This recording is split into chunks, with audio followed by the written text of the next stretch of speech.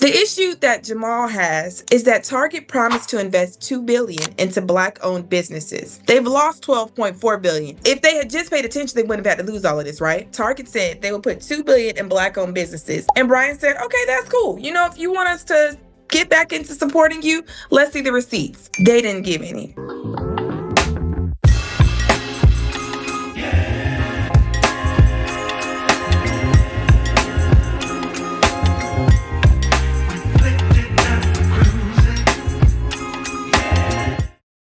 What's up, family? I am Jay Stevens, and this is Rich Like My Melanin, where we make money moves that actually make sense. If you've been here a while, you know I'm all about transforming complex financial topics into easy and actionable plans. And today, we're talking about a massive case study in economic power. It's been exactly 1 year since the Target boycott began, and people said it wouldn't last.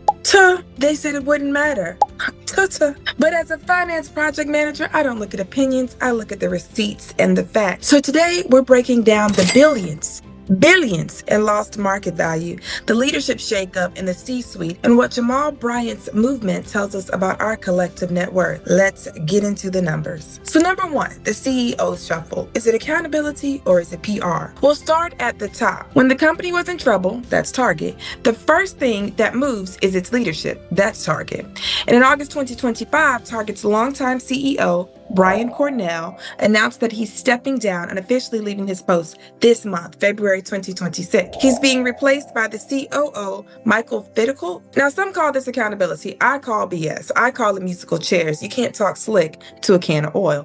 Why? Because Cornell isn't really gone. He just had a soft landing into a role as the executive chair of the board. And in wealth management terms, that's actually a golden parachute. Make no mistake, a CEO transition in the middle of a consumer crisis is a clear signal to shareholders that their current strategy is failing. And when the head hurts, the body hurts. But it does not mean that he's actually out. It's still more of a performative PR stunt to me. Part two, the $1 billion receipts.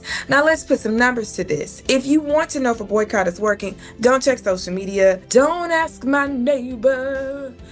Come to me. Y'all know that old school song. So let's come to me. Let's look at the stock numbers. And right now, we can say it's working. Target lost roughly $12.4 billion with a B in market value in the first few weeks of the movement. At one point, their stock dropped from $145 a share to $93. And even now, they're fighting to try to stay relevant. They're treading water, y'all. They are offering a massive 5% dividend yield just to keep investors from jumping ship. Honey, if you're the investor, you're on the Titanic. Get off before you hit that iceberg. But it's not just the stock, it's also the foot traffic. I told y'all don't even go into Target to use the bathroom, and I appreciate that y'all listen, because the data shows Target store visits are down nearly 10% in 2025. That is a direct result of you. You reach around and pat yourself on the back.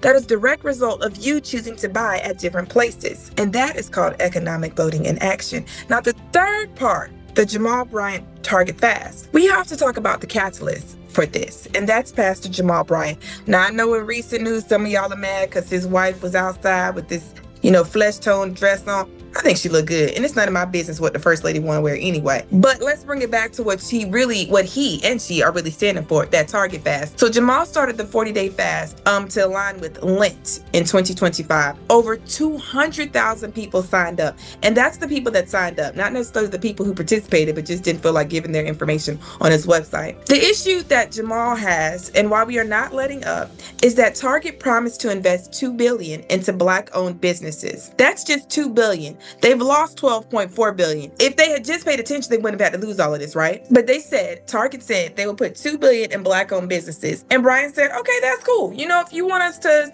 get back into supporting you, let's see the receipts. They didn't give any. He called out the fact that there is a silent strategy that Target seems to have in place where they're saying, oh, we're working on it. But until they release these specific dollars, we're double dog daring them to keep talking that talk without walking the walk. So yeah, the boycott continues. And Bryant is now looking to boycott other retailers like Dollar General, which historically is in underserved, impoverished, low-income communities, but does not hire in those communities, does not always give money back in those communities, does not have Black-owned businesses, minority-owned businesses in those Dollar Generals. In other words, you can't pull the wool over our eyes. We know what's going on. And that's what I teach. Transparency is currency. If a company wants to keep your dollars, they have to show you the ROI on their investment. No receipts, no revenue. So what does that all mean to you?